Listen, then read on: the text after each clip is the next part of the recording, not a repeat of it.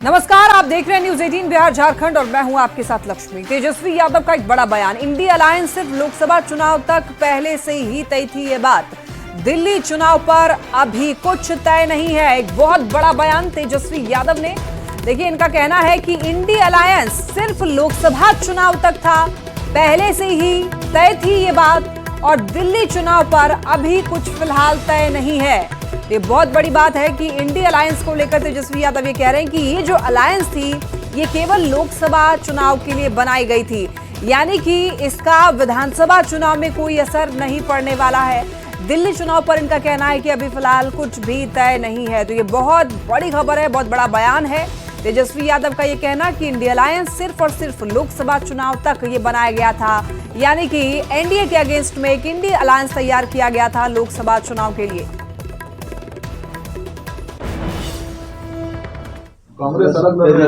दिल्ली चुनाव में तो पहले से तय था इंडिया अलायंस जो है वो लोकसभा के लिए।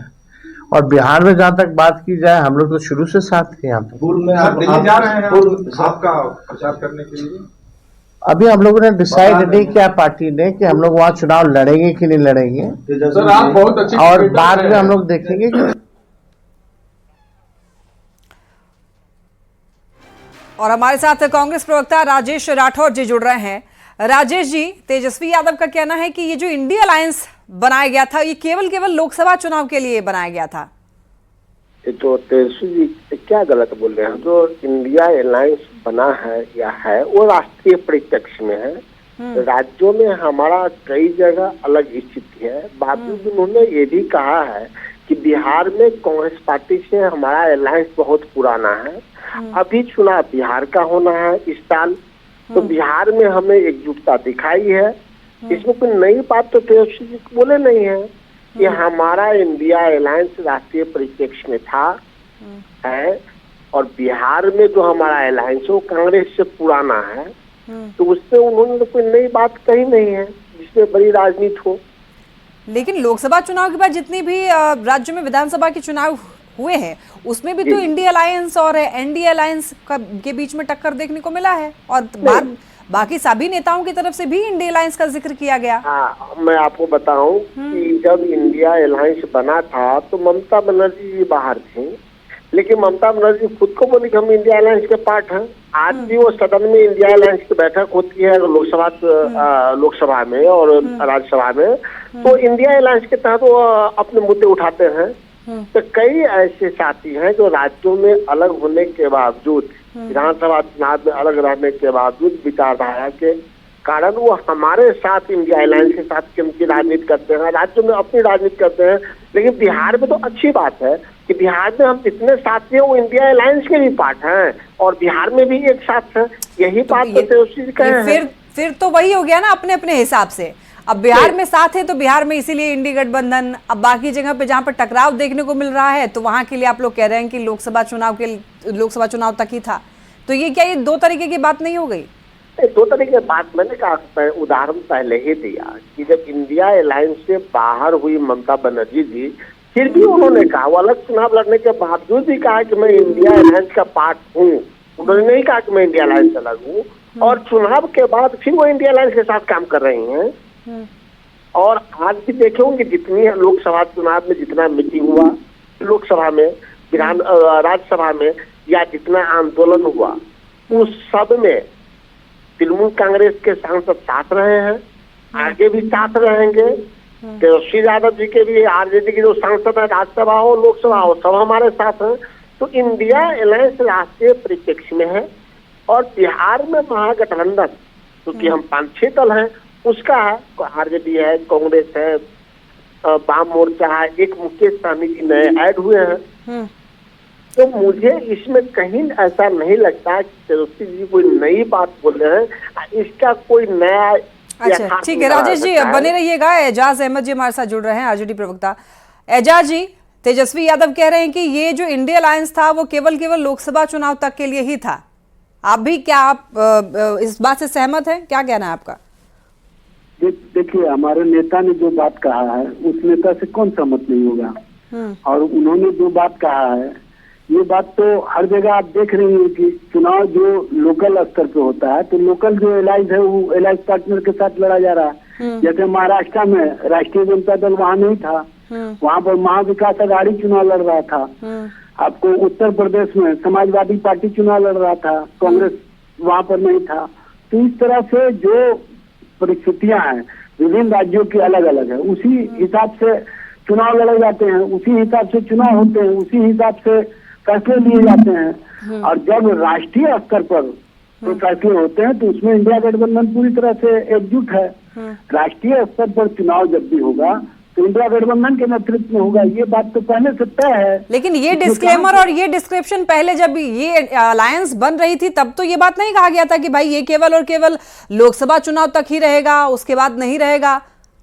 नहीं, क्योंकि लोकसभा चुनाव के बाद भी जो विधानसभा के चुनाव हुए हैं जितने भी राज्य में, उसमें दूसरे दिशा में भटकाने का मामला मत कीजिए। जब अलायंस बन रहा था तो लोकसभा चुनाव के लिए अलायंस बन रहा था, लोकसभा चुनाव के लिए हम लोग इंटैक्ट होकर चुनाव लड़े, इसमें कहाँ कोई दो राय है, कहाँ दो मत है।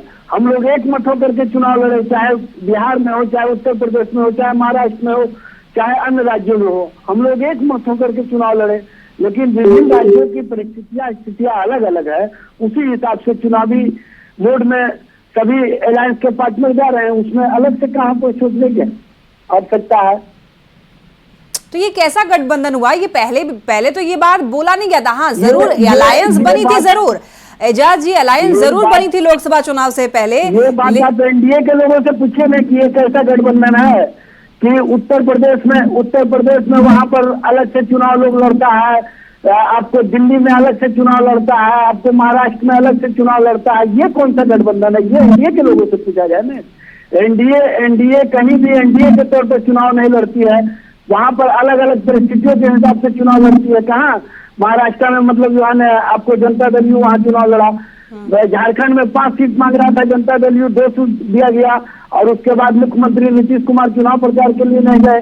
ये बात तो आप लोग एनडीए से नहीं पूछती हैं, एनडीए से ही पूछना चाहिए ना कि उनका किस तरह का अलायंस है। हमारा तो विचारों पर आधारित अलायंस है, हम विचारों से इंटैक्ट है, विचारों से ये तो एजाज जी, ये तो वही हो गया कि जब बात बन रही है तब तक अलायंस है, नहीं बन रही है तो फिर अलायंस नहीं है। बात बनने का मामला नहीं है, मामला यहाँ पर है परिस्थितियों के अनुसार राज्यों का जो इकाई है वो अपना फैसला ले रही है। राज्यों में अलग अलग चुनाव समझौते होते हैं, अलग अलग चुनाव होते हैं, लेकिन राष्ट्रीय स्तर पर जब भी कोई मुद्दे आएंगे इंडिया गठबंधन पूरी मजबूती के साथ खड़ी रहती है, पूरी मजबूती के साथ हम इंडिया गठबंधन के नेतृत्व में आगे बढ़ रहे हैं।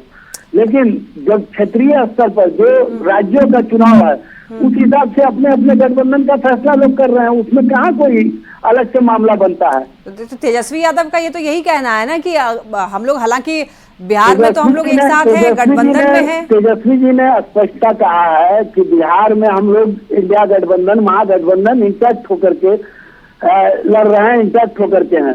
दूसरे राज्यों में अलग अलग परिस्थितियां, अलग अलग परिस्थितियों के अनुसार चुनाव मैदान में लोग जा रहे हैं। तो परिस्थितियों तो वही बात है ना कि परिस्थितियों के अनुसार ये कैसे अलायंस जो है टूटता है, बनता है। परिस्थितियां नहीं है यहाँ पर जो राज्यों की स्थिति है, राज्यों की स्थिति के अनुसार आकलन करके जो पार्टी जहाँ पर लीडिंग मोड में है वो अपने लीडिंग पार्टी के साथ अलायंस करके चुनाव लड़ रही है। इसमें कहाँ अंतर है?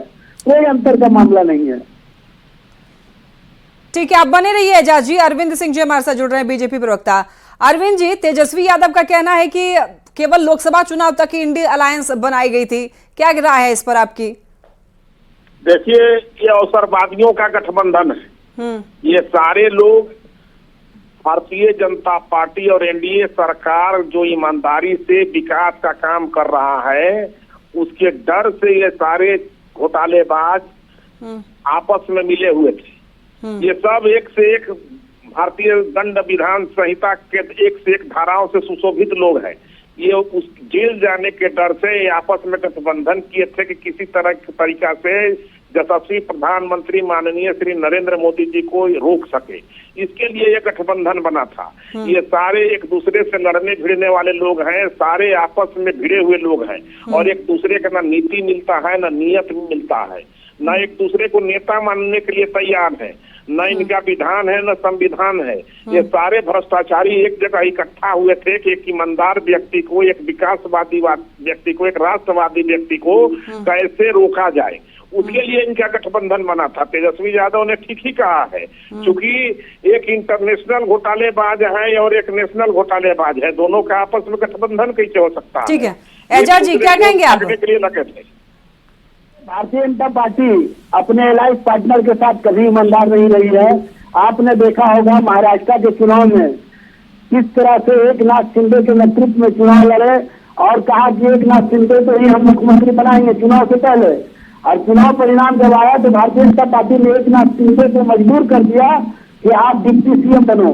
किस तरह की परिस्थितियों का निर्माण किया जब यही इसी। चलिए ठीक है एजाज जी, ये बाकी अलग राज्यों की क्या राजनीतिक हालात है उस पर अभी बात नहीं करना चाहेंगे। बहुत धन्यवाद आप दोनों का, अरविंद जी और एजाज जी, हमारे साथ जुड़ने के लिए, अपनी राय